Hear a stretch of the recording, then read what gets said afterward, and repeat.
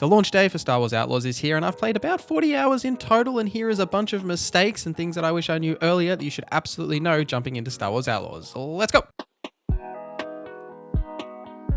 Let me know any cool tips I missed in the comments down below. We'll start with your settings screen, as there is a couple of things to point out. Now, you may notice the game boots in like an ultra wide, like cinematic mode initially. This is across all platforms. You can disable this in the visual settings on all platforms to just make it full screen. Then you get that normal like 16:9 aspect ratio if you don't like the cinematic mode. It actually does perform better on consoles, by the way, in the full screen mode compared to the ultra wide, just something to point out. Now, there are a bunch of other settings in the accessibility options that you can change, one being the game's difficulty overall, but there's also the lockpicking and the slicing mini games. You'll do a ton of these throughout the game, and I really struggled with like the lockpicking and the timing of that. So being able to like make these mini games easier, you can actually do that in your settings in accessibility. There is the options here that you can actually make these like easier as well. And also, if you don't like the perfect cooling mechanic with your blaster, how once you have to like reload, you have to like time that timer to like perfect cool it so you can like skip most of the cooldown. You can actually auto complete this as well in the settings, so you can change that. But there's plenty of things to change in the accessibility settings if you don't like certain things. So have a bit of a read and a flick through these if you aren't like comfortable with certain settings or anything, because there's plenty of options that you can change in these options. Next, there are a bunch of tools that unlock through certain points of the story. I touched on a couple of these in my hidden upgrades video the other day, which I'll link here if you want to talk more about those.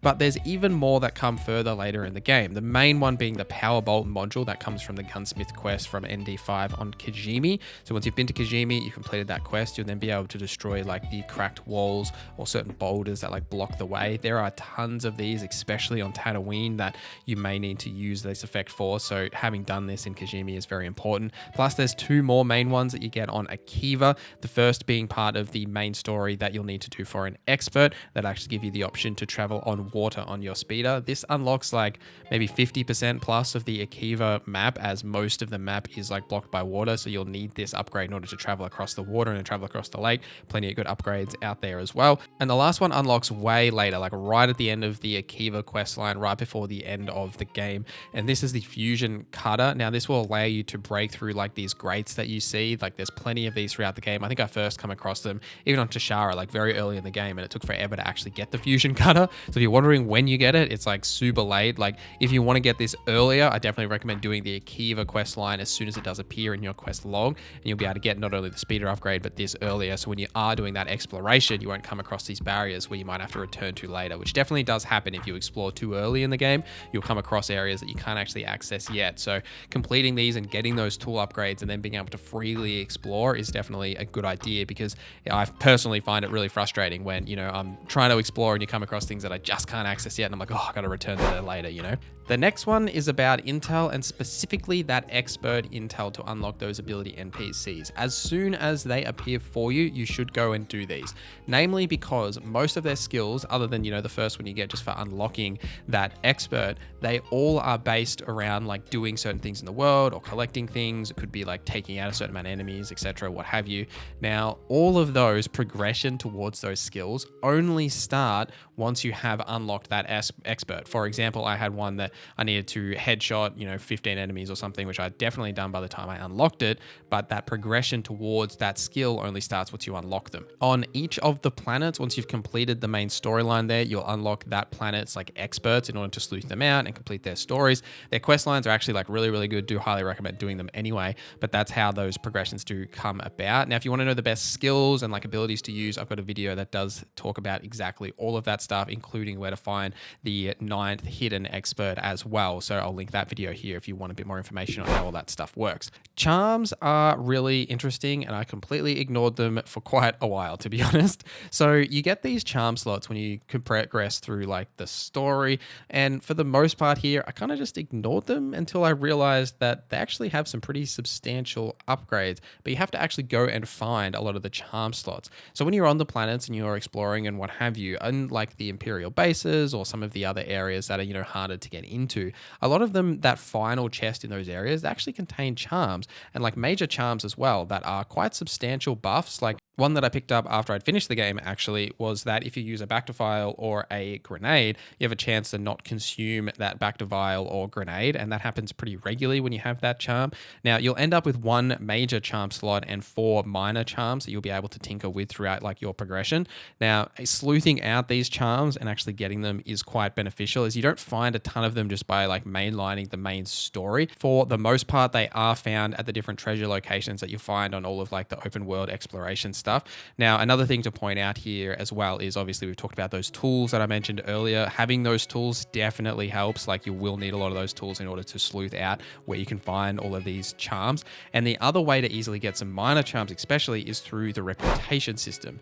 Now, speaking of reputation, if you're sitting in the good level with that faction's reputation, you can access their areas without restriction, and I highly recommend that you try and sit in about that good standing with all of the factions, because it makes such a difference in terms of not only exploration, because you can freely walk into all their bases and just pick up all their stuff, but also it just helps with being able to travel around the maps, right? Because they all have these territories on all the open world locations, and you can only fast travel to a faction's base if you're in good standing with them. Now, once you reach excellent standing and you can unlock all of their upgrades, it's absolutely worth doing. They all have some fantastic gear that has really good set bonuses, but you only need the good standing if you do want to get the charms with them, but maxing them out at least once is definitely beneficial. Conversely, when you're sitting in the terrible reputation, they will send kill squads to you, which makes exploring their home planet be like really, really tricky. For example, like the Pikes, right? Like, I just didn't side with them at all through my playthrough. Once I hit that terrible reputation and I'd sort of finished the main story, I went back to Cheshire. I was like, oh, I'll just do some exploration, you know, try and like find some things.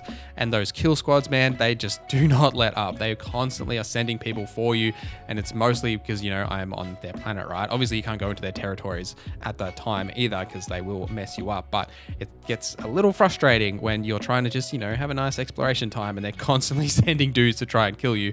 But actually maxing out that reputation, or even getting out of that terrible, it's not too tricky to do. You've just got to like manage it, keep an eye on it. It's not super critical, right? As long as you're not in terrible, they won't be sending people for you, but definitely keep an eye on that reputation. The main way to increase your reputation really fast is through contracts.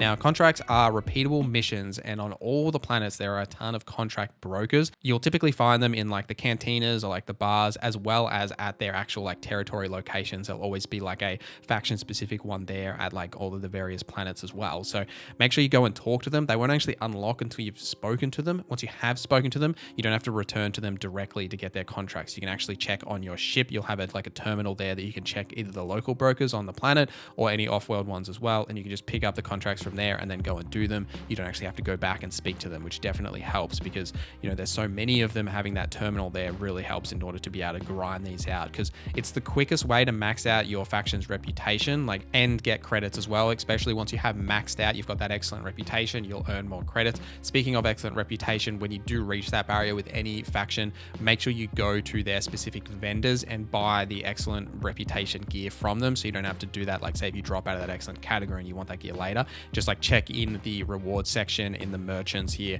and make sure you go and buy anything that you actually want to buy. Also, if you like what we do here, consider hitting that like button or subscribing, or the membership program. For just $1, you can get early access to videos like this and all of my other guides, build videos, and those cheeky long form essays we do. Plus, there are other benefits like members only channels in the Discord, merch, and more. So if you like what we do here, please consider hitting that join button or subscribing, as it helps me more than you know. But enough of that, back to the video. One thing that I ignored until I was dying repeatedly because of it is upgrading my ship. Now, your ship itself does have a ton of different slots, from like defensive capabilities to shields, as well as the 3 weapon slots and its overall speed, maneuverability. I ignored these through most of like the playthrough, and then it turns out that you do actually definitely need to upgrade it, right? Not only can you use this for a lot of contracts as well, like there's a lot of space contracts that upgrading your ship makes that a ton easier, but there's also main missions where you will be needed to be in your ship and actually fighting, whether it's pirates or, you know, Imperials, what have you. So upgrading your ship is super beneficial, especially getting the laser turret, which you can get on Tatooine via one of the experts. It makes combat so much easier having like an auto turret that auto aims for you. You don't have to manually aim like the laser cannon or the missiles. It's just on a cooldown that you can repeatedly use. So I highly recommend upgrading your ship, as it makes such a difference to the overall space enjoyment of the combat and the exploration for sure. Now, credits is a hard one to come by, whether that be for your ship upgrades or buying things from vendors, what have you. Now, the easiest way to earn credits in the early game, and sort of the most consistent way that I have found, is via the vaults. Every syndicate has a vault in like their home base on all the different planets, right? Now you can go into these areas, you can find where the vault is located. There'll typically be a terminal there. You'll be able to extract some data from that'll tell you where you can find the key cards in order to access the vault, or you can actually just find them out in the world, right? Like you don't have to do that part. If you're just exploring, you'll often come across them at various locations, but the best way to do it is to find where they're actually going to be located by accessing that terminal, and then you just go out and find the key cards, then return to it. Once you've opened it, you're pretty much guaranteed to get at least a couple of thousand credits. Some of them have more in it, plus some gear or some cosmetic upgrades, what have you. There's always plenty of stuff in there. The other thing to point here as well is that when you do get those notes about where those key cards are, often in those locations, you'll also find other upgrades as well, right? It could be just materials to unlock certain skills. It could be more credits. It just sends you out in the world to those like treasure locations. The key card locations often hold a chest or other upgrades as well. So you'll not only get the vault access, but you'll unlock things along the way while you're finding out those key cards. And the last thing that we'll note here as well is that there is no new game plus for Star Wars Outlaws. This isn't a bad thing. Like there isn't necessarily anything you're missing out by not having a new game plus, but it's just something to point out that once you finish the main story, the rest of the open world and all that side content and everything is still there for you to do. So don't be afraid to like say push through the main story to unlock the tools, or if you're just enjoying the main story and you want to explore later, you can totally do that. You won't miss out on anything by pushing through the main story. It's not going to lock you out of anything. It's just something that I was nervous about and trying to do that side content nice and early because I didn't want to lock myself out of anything, but you don't have to worry about that. All that content will still be there for you after the main story. But let me know anything I've missed in the comments down below. Thank you guys for watching this video till the end. Thank you to our members for supporting the channel. My name is NorZZa, and I hope you have a great day.